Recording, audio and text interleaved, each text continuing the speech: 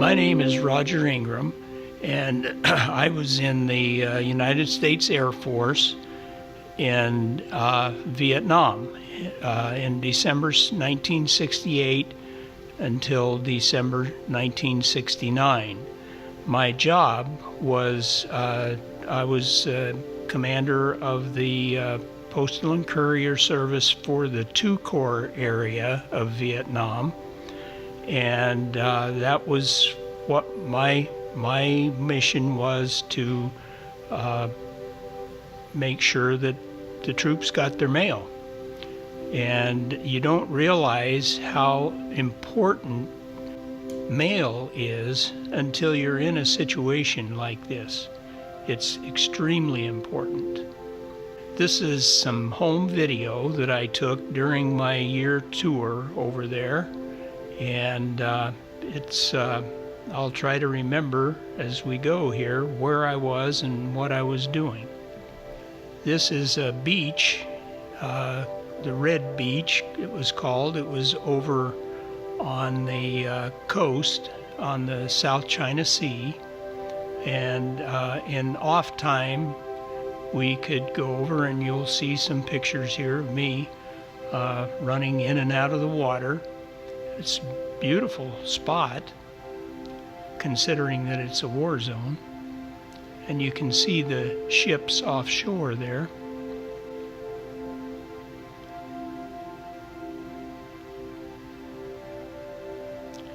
That's me running in and out of the water.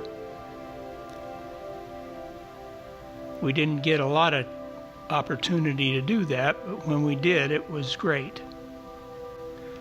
Now this is what was called Highway 1. It was actually the only highway in Vietnam, and some of it was paved, like you'll see here, and then a lot of it was just dirt road.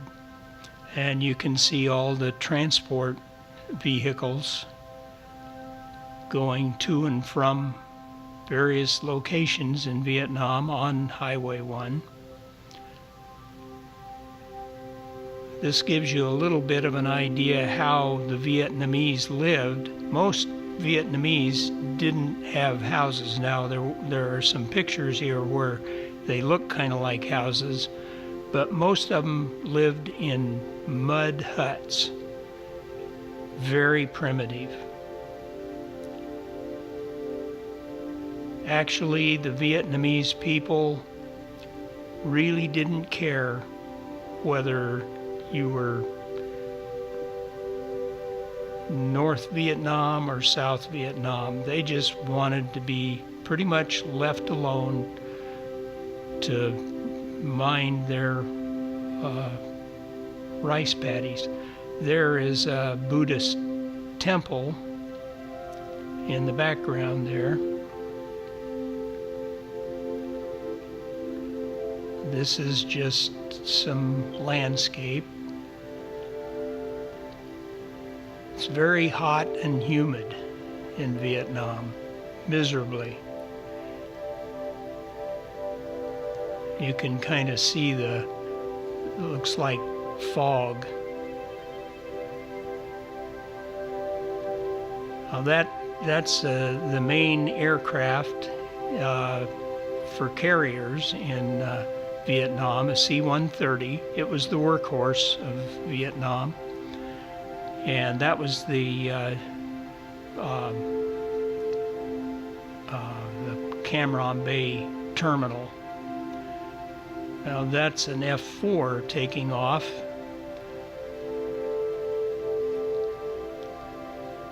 And here you'll see some burned out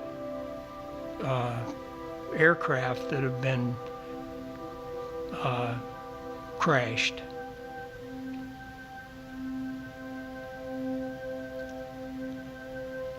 There's a truck that was overturned.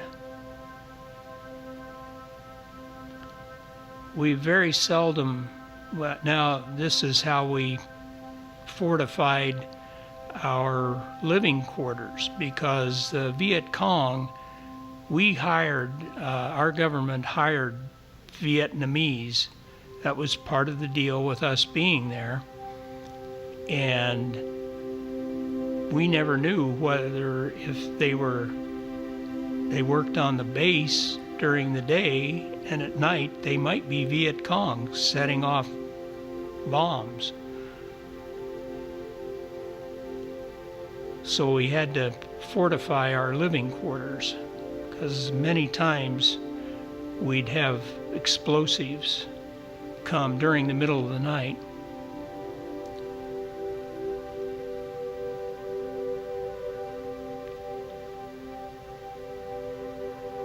This is more footage of the Highway 1.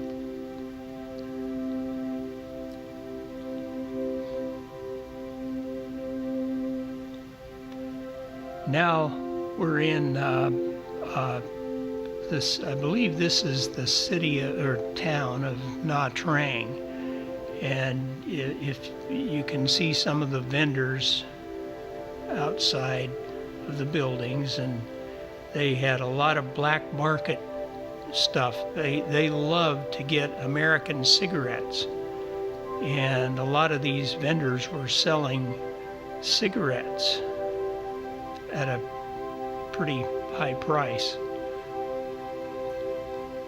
One of the things that we unfortunately did to the Vietnamese is we wrecked their economy, because we had money and they didn't, and they loved the Americans to spend their money, and it really devastated their economy. Now this is Pleiku, one of the locations that I was responsible for with the Postal and Courier Service. This was over on the Cambodian border, as opposed to Cam Ranh Bay, where I was stationed, which was on the other side of Vietnam, on the South China Sea.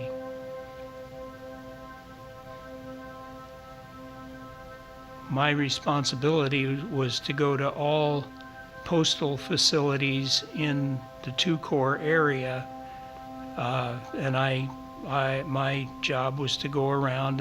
We had senior NCOs that actually ran the installations, but I had to check in with them and see if they needed anything, and so I kept pretty busy just flying around in Vietnam. I tried to drive. I had a pickup and I could drive, but it wasn't real safe to drive. But sometimes, just out of boredom, I would drive rather than sit in the airmail or the air terminal waiting for a plane to go where I needed to go.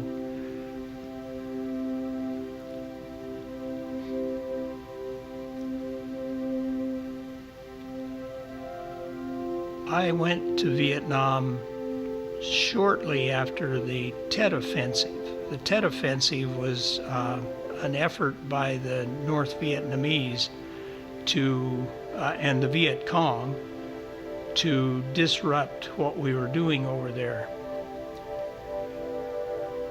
And I was sent to Bien Hoa, which was down in the near Saigon. This is a trip that I took into Saigon from Bien Hoa. I was there for 40 days waiting for the officer that was supposed to be coming in. So I ended up being there 40 days before I went back up to Cam Ranh.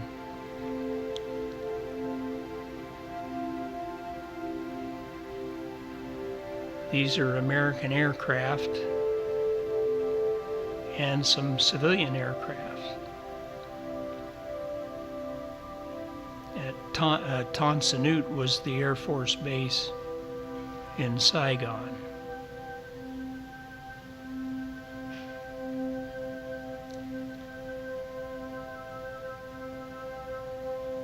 This is the airstrip there at Tan Son Nhut. Now this is Bien Hoa. I'm back at Bien Hoa.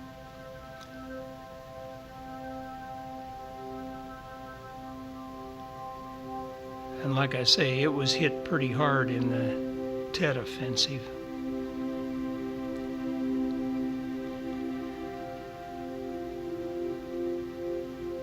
That's an actual burial ground, above ground.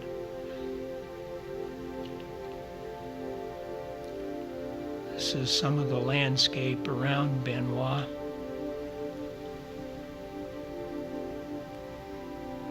You can see damaged aircraft there.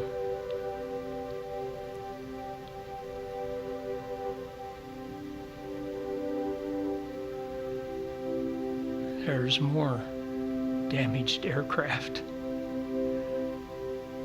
Now that you see there is what we called a freedom bird.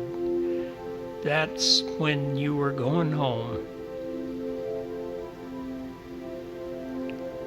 We all couldn't wait to get on the freedom birds.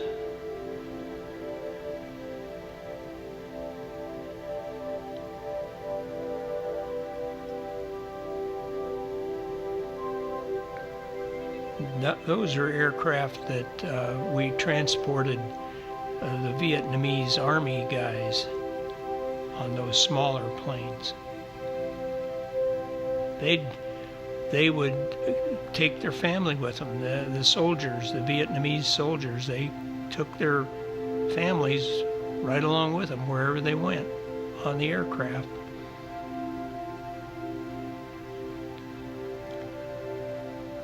That's around Saigon, I believe.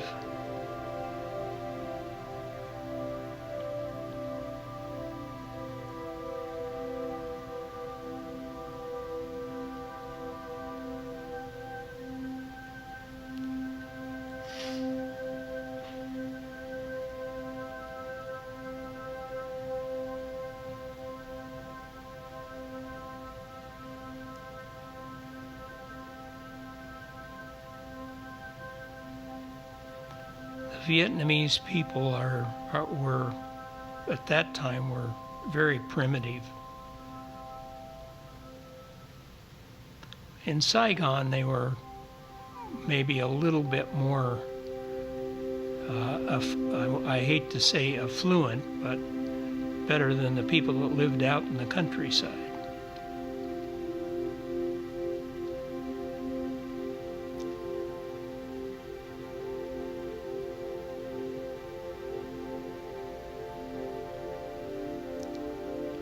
You can see the little carts that some of the more affluent Vietnamese had. Most of them just had bicycles or motorbikes.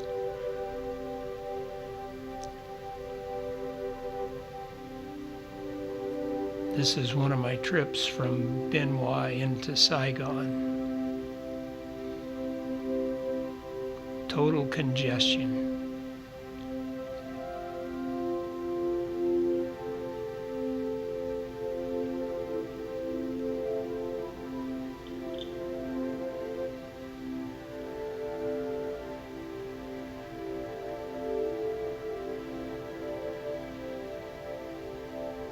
You can see what a mixture of military and civilian and Vietnamese and army guys.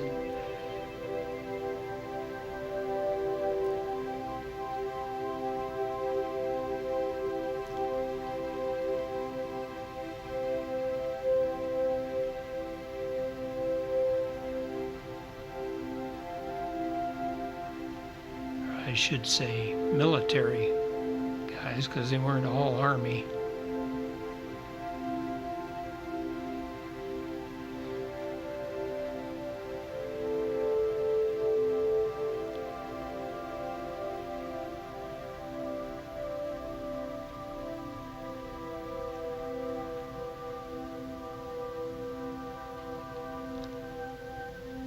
It was really hot all the time over there, but when the monsoon season started, it was almost unbearable. And it was a lot of rain and just totally steamy. And that went on for starting in about October and I came home in December, but it was still going on. There are some blown out buildings that from the Tet Offensive. These are some of my guys that were working with me. Great bunch of guys. They worked their tails off.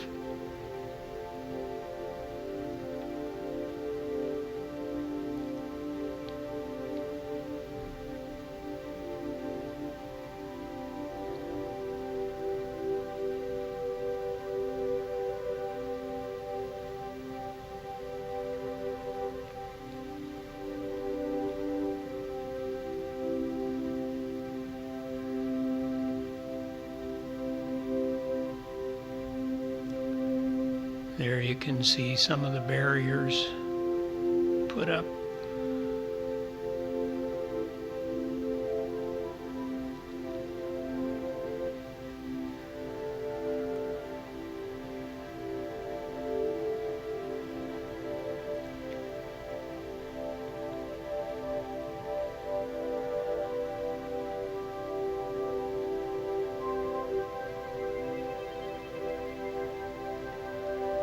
This is still in Benoit.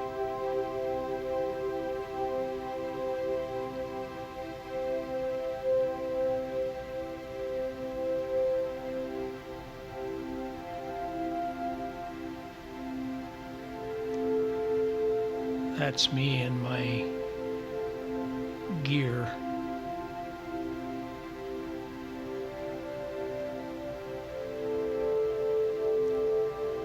I think we had just had an attack.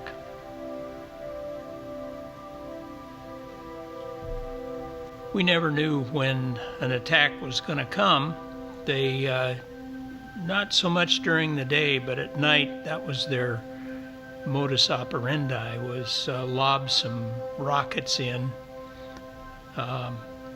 Shortly after I came back from Vietnam, a good friend of mine was still there, and he sent me a letter, and we had a movie theater that we went to. It was an outdoor theater at Cam Ranh Bay, and we always went there on like Saturday evening. And about 2 weeks after I left, the Viet Cong had bombed, put some rockets, lobbed them in, and killed several people at that very same movie theater type thing. I got out of there just in time.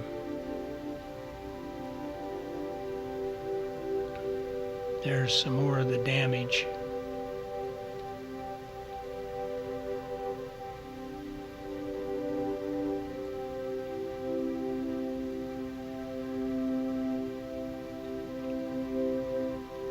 We had entertainers that came to Cam Ranh, and or not just at Cam Ranh. Bob Hope came over with his troupe, and one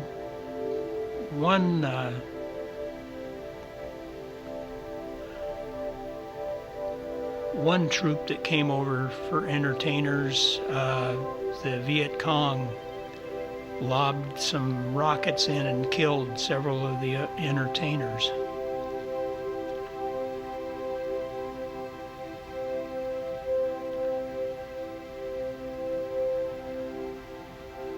Here we are taking off. I was on a C-130 and we were taking off from Cam Ranh.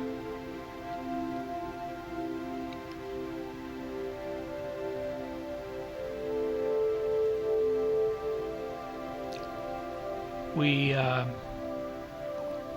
one time when I was at Phan Rang Air Force Base, and when we took off to go to Saigon, as we were approaching and starting to lift off, we heard a lot of ping, ping, ping, ping, ping, and the pilot told us that there were some Viet Cong at the end of the runway and they were shooting at us, but he said, "Don't worry about it, we've got plenty of armor out there, so it's not going to hurt us any.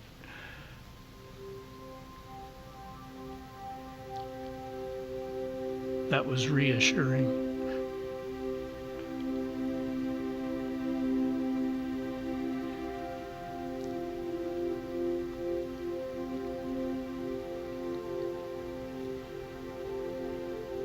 This is more footage from the air.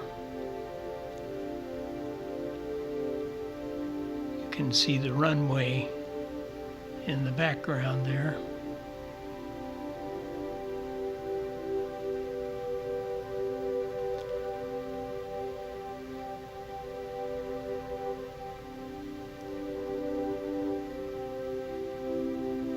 Some more footage of the countryside.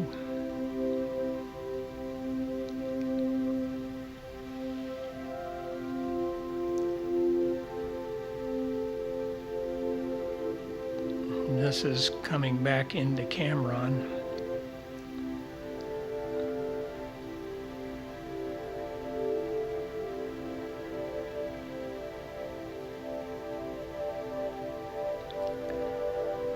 This is at Nha Trang, which was when the French were there before they got kicked out and we came in. This was a resort area for the French Army.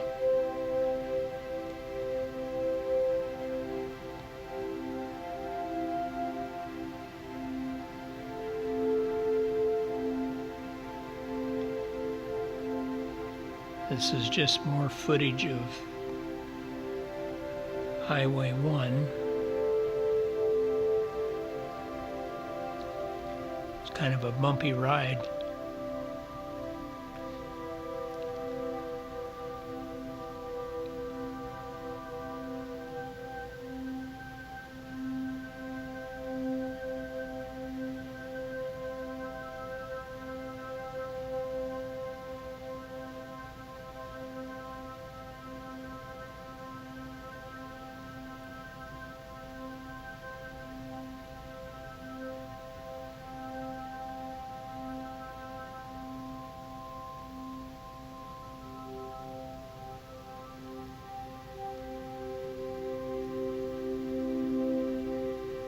Lots of palm trees.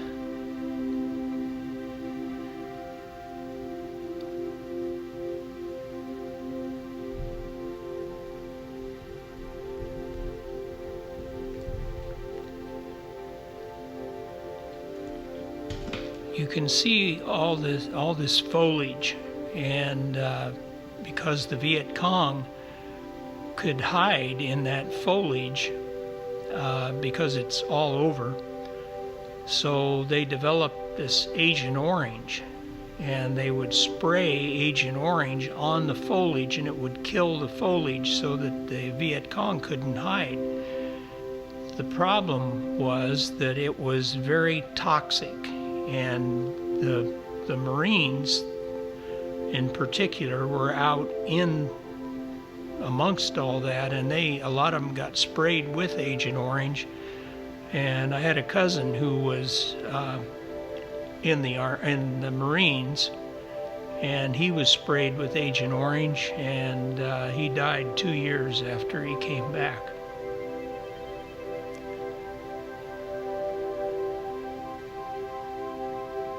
Of course, at the time they didn't realize how toxic it was, or at least if they knew, they didn't tell us.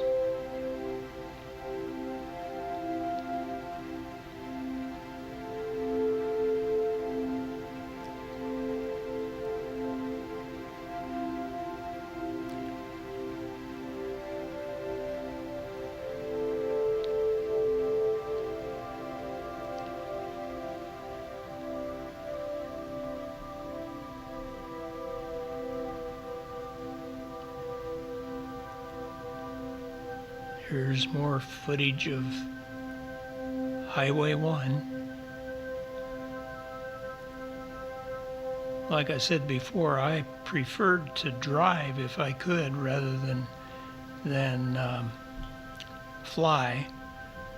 But Highway 1 was the only highway, so I had to, I could only go to certain places on Highway 1.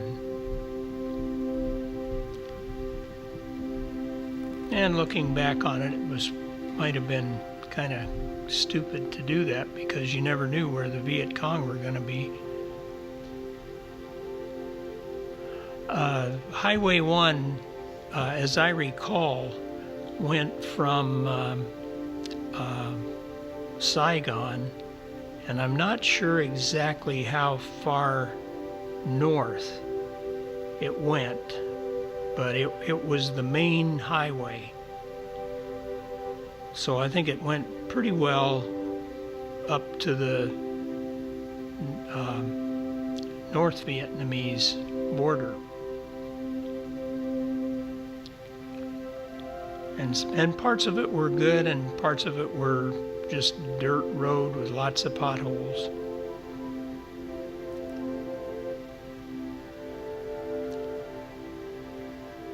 One of the things that I did in my off time was go out with some other soldiers and did some projects to help the Vietnamese.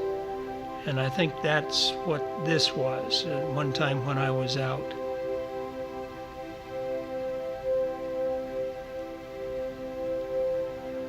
There's a supermarket, or I guess you'd call it a mall. Not exactly like a mall here in the United States.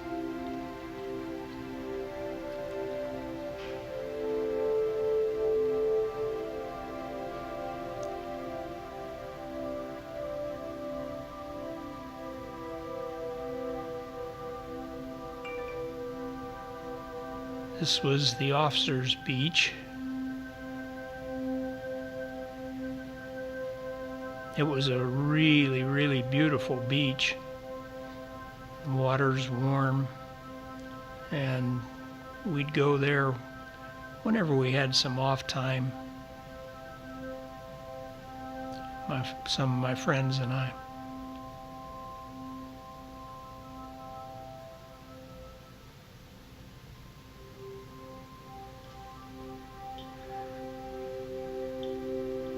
So there were some good times.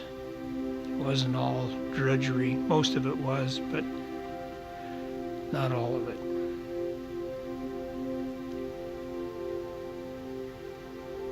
This is me having a water fight with one of my friends.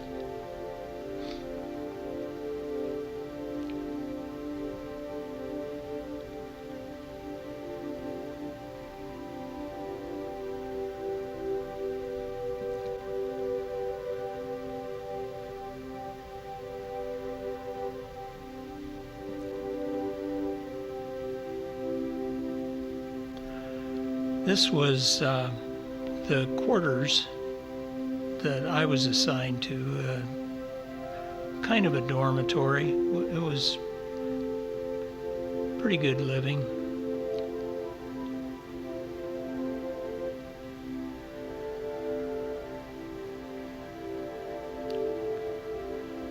That's the area where the troops had their quarters.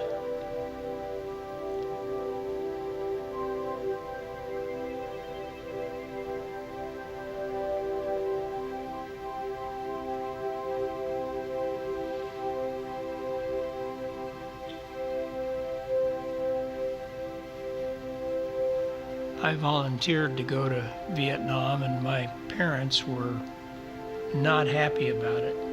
So I would take pictures, still pictures, that looked like it was pretty good. Once I was at the officers club in Saigon at a swimming pool, and I took pictures there because my parents were very apprehensive with me being over there, so I tried to show them things that looked like it wasn't so bad.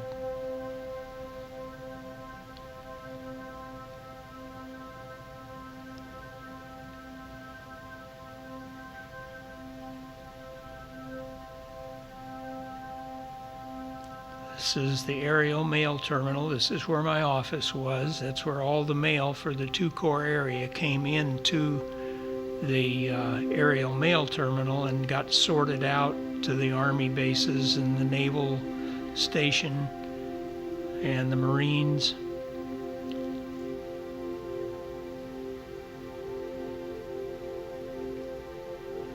The guys that worked there, I really felt bad for them because it was so hot and they were lugging those crates of mail, getting it all sorted, and mail is so important in an area like that. It's your only contact with home.